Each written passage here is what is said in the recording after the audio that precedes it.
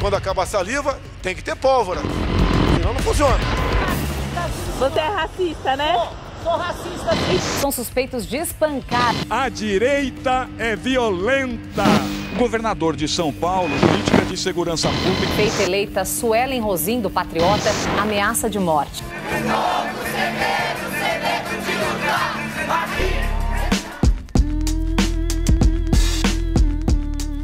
Salve pessoal, esse é o primeiro episódio do Trincheira, o podcast do Jornal 2. Aqui, a crítica é nossa arma. Eu sou Lucas Mendes, repórter e editor do Jornal 2.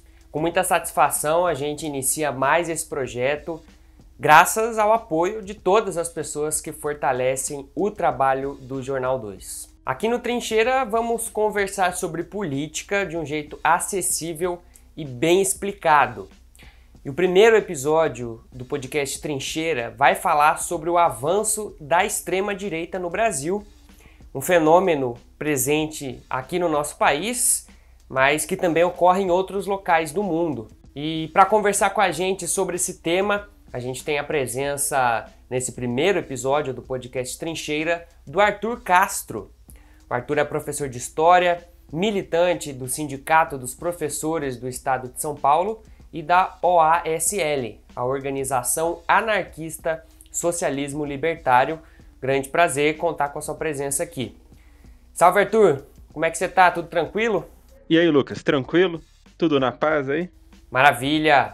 Muito bom contar com você nessa primeira edição do nosso podcast. Eu que agradeço aí o convite. Na estreia aí, me sinto homenageado, né, de ser o primeiro aqui, né, nessa experiência, que eu acredito que tem tudo para dar certo sim aqui na cidade. Bom, Arthur, como é que você pode situar a gente nesse processo do avanço político da extrema-direita? Como que o Brasil se insere nesse movimento? Então, Lucas, a gente pode dizer, uma das hipóteses, né, que é até uma hipótese colocada por um marxista, que é o Michel Louvi, que é um marxista brasileiro bastante influente, né? Uma hipótese é que isso poderia ter começado a partir da crise de 2008, que é aquela crise, né, que vai quebrar o mercado financeiro mundial e que vai ser respondida pelos governos ao redor do mundo com medidas de austeridade, né? Que é medidas neoliberais de privatização, corte de gastos, destruição de serviços públicos, o que lembra mais ou menos o que a gente já viu, né, historicamente, na época que o fascismo chegou ao poder, né, que havia tido uma crise mundial, a de 29, que meio que abriu o caminho para o Hitler e para outros ditadores.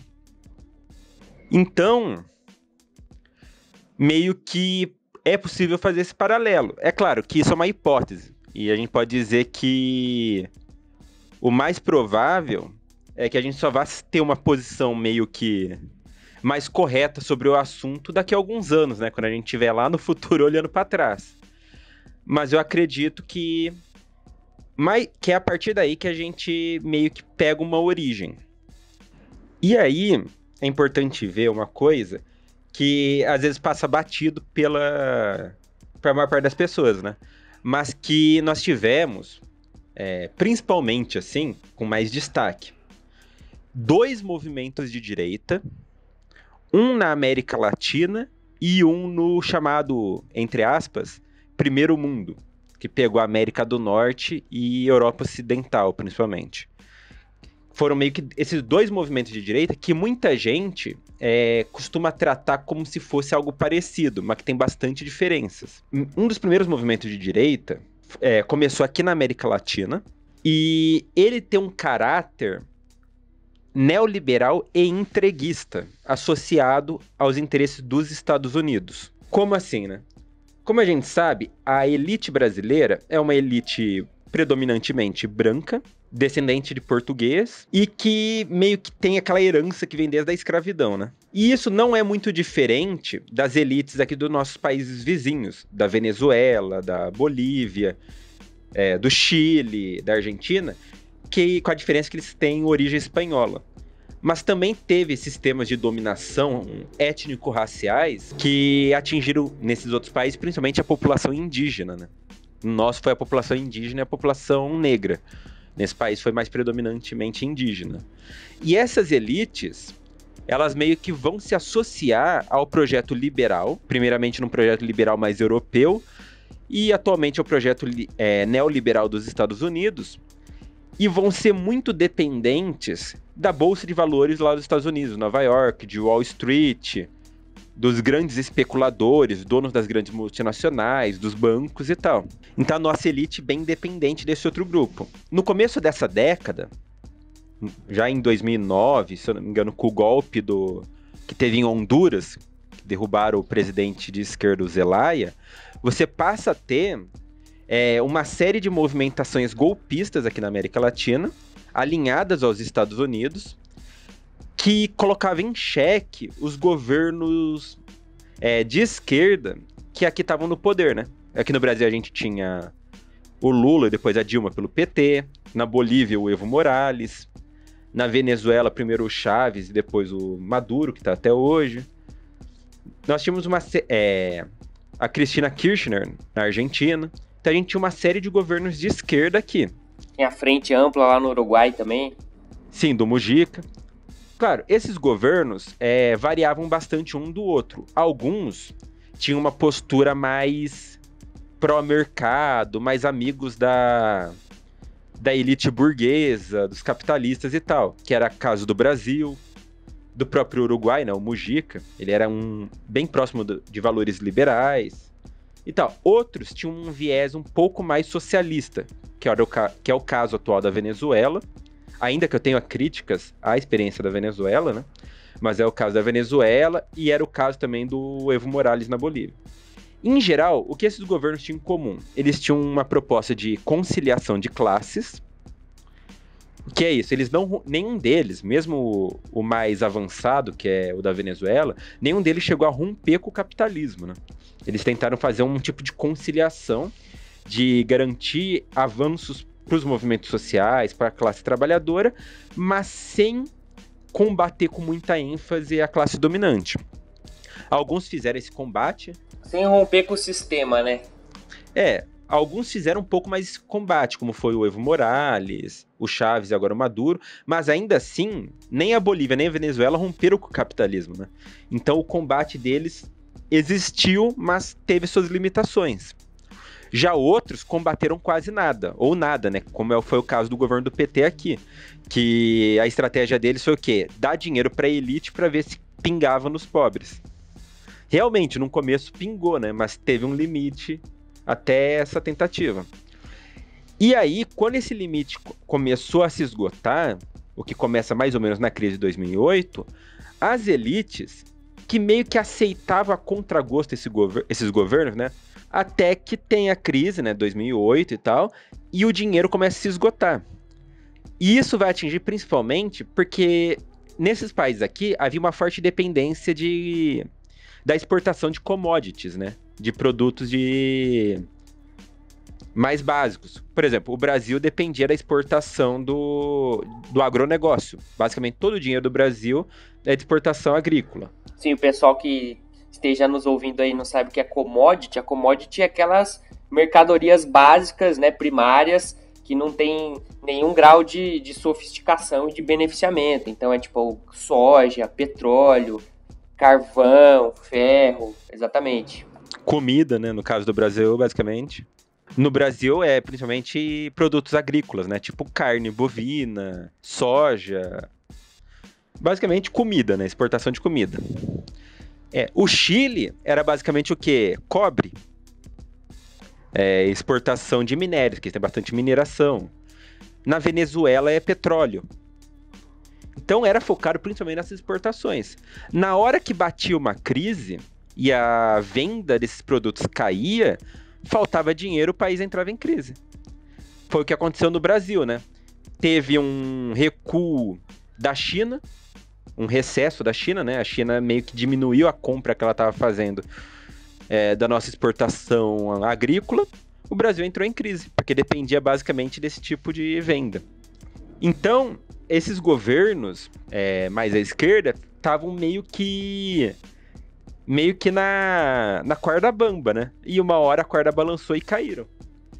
E quem estava pronto eram essas elites locais fortemente associadas ao imperialismo dos Estados Unidos, né? O primeiro golpe que ocorreu foi contra o Zelaya, né, que era o presidente de Honduras, em 2009, se eu não me engano, que, tipo, o cara teve que sair meio que fugido lá, tentar correr, porque os militares foram e deram um golpe. E aí, logo em seguida, os Estados Unidos já apareceu assim, reconhecendo o novo governo, né? E lembrando, 2009 já era o Obama. Aí, 2009, tem o golpe contra o Zelaya. Aí, em 2012, se quiser confirmar aí na internet, mas se eu não me engano, em 2012, a gente vai ter o golpe contra o Fernando Lugo no Paraguai. Que o cara sofreu um impeachment em um dia. Os caras aprovou... Oi? 2012 mesmo. Aprovaram correndo o impeachment e derrubou o cara. E aí assumiu um governo de direita que já acena para os Estados Unidos. Aí, em 2016, a gente tem o impeachment da Dilma aqui no Brasil. Aí a gente tem agora, mais recentemente, né, o golpe contra o Evo Morales na Bolívia. É importante ressaltar, Arthur, que em locais que... tem locais que nem foi preciso um golpe, né? A Cristina saiu lá na Argentina com a eleição do Maurício Macri, que é um ultraliberal também, e foi por meio de votação, né? Então, teve toda essa guinada aí na América Latina, seja por golpe, mas seja por movimentos democráticos, né? Vamos dizer assim. Vitórias eleitorais e tal. O que mostra também, mais uma vez, os limites dos próprios governos de esquerda, né? Porque querendo ou não, se eles perderam nas urnas, mostra a fragilidade do próprio sistema democrático burguês. Então, a gente teve esses casos, né? Tem o caso do Equador, que o próprio candidato escolhido pelo Rafael Correa, que era um cara chamado Lenin Moreno, o próprio cara eleito pela esquerda dá uma guinada à direita e começa a aplicar o programa neoliberal no país, né? Então, o que todos esses casos têm em comum? O dedo do governo norte-americano, na qual a maior parte dos casos, inclusive, ocorreu sob a administração Obama, que tinha no governo a Hillary Clinton, que tinha um programa fortemente intervencionista, de Estados Unidos tem que se meter no país dos outros para defender os seus interesses. Hillary Clinton, lembrando, secretária de Estado na gestão Barack Obama. E das várias formas que que ocorreram essas intervenções, tem o papel das igrejas neopentecostais, né? Porque muitas das igrejas evangélicas, especialmente as neopentecostais, são interligadas com setores evangélicos dos Estados Unidos também, principalmente ligados ao Partido Republicano. Então você tem uma conexão aí, outra conexão que se dá pela relação com os think tanks, né? Para quem não sabe, são meio que organizações intelectuais que produzem certas teorias. Aí, no caso, think tanks de caráter liberal, que vinham promover ideias de privatização, livre mercado e tal, que estiveram presentes em todos esses golpes e conseguiram espaço nesses diversos governos. Se eu não me engano, teve até uma matéria do Intercept que mostra como eles conseguiram espaço em vários desses governos. E, inclusive, no Brasil, né? O próprio MBL apareceu a partir de pessoas ligadas a esses grupos. Existem vários tipos de think tanks, né? Algumas são organizadas entre si, são aliadas, outras são independentes. A mais famosa é a rede Atlas, ou em inglês, Atlas Network. A Atlas é uma rede, né, de vários think tanks neoliberais, que no Brasil tem um monte de grupos ligados a ela. Quer dizer, são grandes corporações, assim, são grandes entidades do pensamento que produzem conhecimento, produzem informação, que reúnem gente altamente gabaritada para defender interesses do imperialismo norte-americano. Exatamente. Às vezes de forma consciente, às vezes inconsciente, né? Às vezes eles acreditam no que eles estão pregando, mas na prática é isso que reproduz. Outro instituto famoso ligado à Atlas é o Instituto Ludwig von Mises, que é famoso por ser... famoso na nova geração por ser a base da inspiração de muitos dos chamados, abre aspas, anarcocapitalistas, né? Eles leem esse instituto e ficam propagando as ideias dele. É um outro que é ligado. Mas tem um monte, eu posso citar Instituto Liberal, Instituto de Estudos Empresariais e mais um monte, aí a gente iria longe.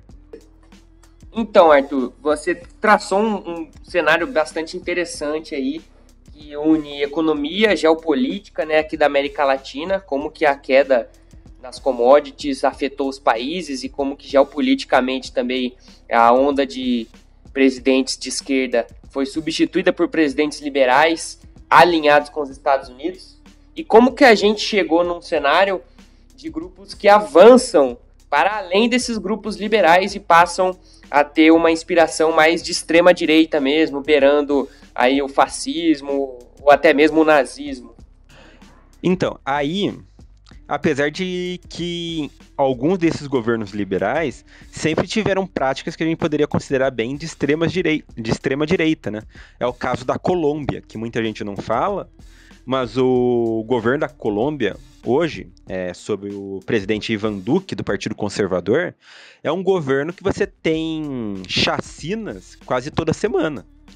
Por exemplo, se a gente pegar comparando com a Venezuela, que, lembrando, apesar de eu ser uma pessoa de esquerda e socialista, eu tenho críticas ao modelo venezuelano. Se a gente pegar vamos supor que todos os crimes que a mídia e os liberais atribuem ao Estado venezuelano, de assassinatos políticos e tal, vamos supor que todos eles sejam verdade. Eu não vou entrar no mérito se ela aumenta ou se realmente todos estão sendo cometidos, porque aí seria fugir meio da discussão.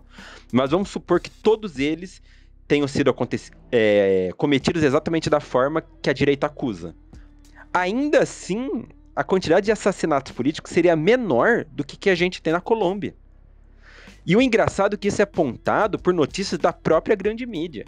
Se pegar a notícia sobre a Colômbia na Globo, na Folha, apesar de não ter tanto destaque, quando tem, são denúncias de tipo, em um ano você tem 1000 assassinatos de lideranças sociais, lideranças comunitárias, sindicais, indígenas, sendo assassinadas muitas vezes por grupos paramilitares de extrema direita, né? Mas, apesar disso, para entender exatamente essa onda mais próxima do fascismo da extrema direita, aí a gente tem que pegar uma discussão que vai um pouco além da América Latina, né? Mas que ainda mais ou menos volta a 2008. Depois de 2008, você passa a ter essa crise econômica mundial e meio que em muitos países a velha política começa a ficar desacreditada, né? Se a gente for pegar o caso da Europa, mas isso vale para os Estados Unidos. Na Europa, você tinha 2 grandes partidos que variavam, né, de país para país, mas que costumavam se revezar. Tinha um partido mais social-democrata, que nem era tão social-democrata, era mais um liberalismo progressista. Ou seja, mantinha uma economia de mercado com alguns programas sociais e algumas conexões com sindicato, movimentos de minoria, mas de uma forma bem mais ou menos. E um partido mais à direita, que também seria liberal, mas um liberalismo mais conservador, que era mais desconfiado de programas sociais, de movimento de minoria e tal. Ou seja, basicamente 2 partidos neoliberais, um mais progressista e um mais conservador. Quando a crise bate, esses 2 partidos vão aplicar o ajuste fiscal, vão cortar gastos, vão privatizar, vão acabar com os serviços públicos, vão fazer um pacote completo sob ordens, né, da União Europeia, do Banco Central Europeu e do FMI, para as grandes instituições, né, econômicas, assim. Isso vai fazer com que a população e a classe trabalhadora ali entrem em desespero, né, vai estar acuada. E aí vai abrir uma porta para que lideranças de extrema direita comecem a colocar uma estratégia dupla, né? Por um lado, a extrema-direita vai atacar esse programa neoliberal, Isso é uma coisa que muita gente não sabe, mas existem grupos de extrema-direita que fazem críticas ao neoliberalismo. Propõem um programa de Estado forte na economia, de estatização e tal. É um pouco até a ideia do Trump nos Estados Unidos, né? Ele é bastante contrário aí a ideias de globalização, esse multilateralismo. Inclusive, o Trump ganhou em muitos lugares que o Partido Democrata ganhava eleições, inclusive de setores operários, né? Porque na eleição você tinha Hillary Clinton com um programa de livre mercado e o Trump falando: eu vou gerar emprego, o governo vai intervir para garantir emprego, salário, caramba. O trabalhador vai falar: eu quero que se dane, eu vou votar no cara que vai me dar as garantias. Então você teve uma jogada ali, por parte desses grupos de extrema-direita, que atraiu os setores da classe trabalhadora. Na Alemanha, o partido da extrema-direita que tem lá, o Alternativa para a Alemanha, que é a abreviação, né, traduzindo do alemão seria AfD, o AfD ele ganha muitas vezes eleições nas regiões onde você tinha a Alemanha Oriental Socialista, que é o setor mais precarizado da Alemanha. Aquela população que viveu o socialismo, décadas depois está votando na extrema-direita.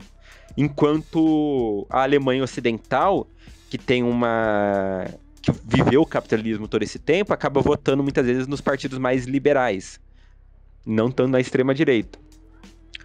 Então, na Europa, você está tendo uma extrema-direita avançando, tendo como pauta a oposição ao liberalismo econômico, com algumas exceções. Em alguns lugares eles aceitam também. Mas muitas vezes em oposição ao liberalismo econômico, defendendo o Estado forte e culpando os imigrantes. Colocando principalmente a culpa nos imigrantes. Os imigrantes que estão roubando o emprego de vocês. E aí essa extrema-direita meio que começou a crescer. E, inclusive dá para ver uma grande diferença na forma que o assunto é tratado se ligar na Globo. Na Globo, vai ser um grande exemplo. A Globo, quando ela vai falar da extrema-direita europeia, dessa extrema-direita ultranacionalista e tal, ela é crítica a isso. Ela meio que tenta defender o bloco da União Europeia, dos governos liberais, contra essa extrema-direita antiliberal. Só que quando você vai ver a cobertura da Globo na América Latina, até mesmo em relação à Colômbia, onde temos também práticas extremistas de assassinato, a Globo faz uma vista grossa. Então, é importante ver que nem toda extrema-direita é exatamente igual, nem toda direita é igual. Você tem um projeto aqui na América Latina, ligado a esse imperialismo norte-americano, que é uma coisa meio diferente do que está tendo na Europa. Inclusive, na Europa, a maior parte dos grupos de extrema-direita lá são ligados, na verdade, à Rússia, do Vladimir Putin. Se pesquisar aí, vocês vão ver, por exemplo, que a Marine Le Pen, que é a grande líder da extrema-direita francesa, ela é pró-Putin. Ela se reuniu com o Putin já, declarou que se ela ganhar a eleição na França, ela vai alinhar a França à Rússia. E teve até uns casos do governo russo estar dando dinheiro, financiando esses partidos de extrema-direita. Alguns, assim, que estão realmente ligados à Rússia é a própria família Le Pen na França, o Viktor Orbán na Hungria, o Matteo Salvini na Itália, né, que estava no governo, agora acabou saindo e tal, mas está com força lá. Na Grécia, o partido fascista Aurora Dourada. Então você tem essa extrema-direita aí que é antiliberal, que está sendo visto como uma ameaça e que está associada à Rússia. E é meio que nessa linha que você tem o Trump nos Estados Unidos, né? Teve todo o escândalo de que o Trump foi eleito com um certo envolvimento da Rússia, né, no processo de eleição. Então a gente vê que são meio que movimentos diferentes. Se eu fosse chutar, aí eu não tô falando com muita propriedade de causa, mas olhando assim superficialmente, o Bolsonaro ele é um fruto desses dois movimentos, né? Ele cresce buscando se inspirar no Trump e na extrema-direita europeia, né? Tanto que quando o Bolsonaro é eleito, a própria Marine Le Pen da França posta no Twitter exaltando a vitória dele. O Matteo Salvini parabeniza ele, né? O Salvini da Itália. O Bolsonaro, ele busca estreitar laços com o Orbán na Hungria, né? Vê nele um aliado. O Orbán vem até aqui para a posse dele. Só que ao mesmo tempo que ele simbolicamente tem essa associação com essa extrema-direita dos Estados Unidos e da Europa, que inclusive se dá com o Eduardo Bolsonaro, filho do presidente Jair Bolsonaro, o Eduardo Bolsonaro se tornando representante do chamado O Movimento, ligado ao Steve Bannon, que é uma figura conhecida, né, que ajudou na eleição do Trump e tal, ao mesmo tempo, o Brasil começa um processo de alianças com essa direita latino-americana, de intensificação nela, para ameaçar, por exemplo, constantemente guerra contra a Venezuela. Inclusive, o Brasil teve alguma influência ali no golpe contra o Evo Morales.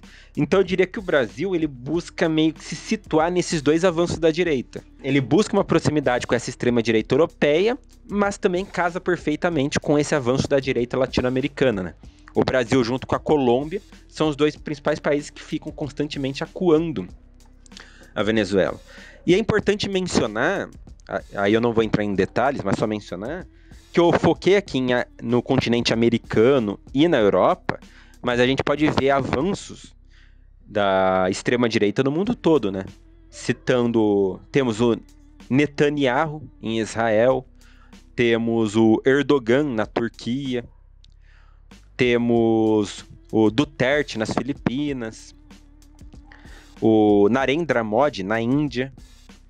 Então a gente tem esse avanço em larga escala em vários outros países, né? No Japão também está tendo.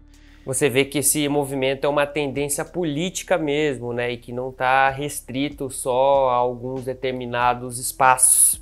Está em diversas regiões do planeta, como você citou esses nomes aí. Sim, basicamente em todos os continentes. Muito bom, Arthur. Como vimos, esse movimento de avanços dos grupos de extrema direita e essa relação com tendências mais liberalizantes ou ultraliberais. Então, nos próximos episódios, veremos como essa salada vai se dar aqui no Brasil, como o avanço da extrema-direita vem ocorrendo em nosso país e qual a relação disso com o ultraliberalismo instalado no Brasil desde o golpe contra a presidente Dilma Rousseff, com os governos Temer e Bolsonaro. Sim, vamos trocar bastante ideia sobre isso, porque aqui a gente tem... O que não falta é assunto, né? Papel do agronegócio, das igrejas, é pano pra manga. Com certeza. Arthur, muito obrigado pela sua presença e disponibilidade de vir aqui trocar essa ideia com a gente. Da hora demais. A gente espera que seja uma iniciativa útil para as pessoas, para que a gente possa aprofundar e qualificar o debate público, que é uma das missões do Jornal 2 enquanto mídia independente. Mais uma vez eu agradeço e um abraço aí. Bom, é isso. Esse foi o primeiro episódio do Trincheira, um podcast do Jornal 2. Espero que vocês tenham gostado. Nós estamos à disposição para receber sugestões de temas e de convidados. Lembrando que você pode acompanhar o podcast do Jornal 2 no Spotify, Trincheira, e também no nosso YouTube, youtube.com/jornal2.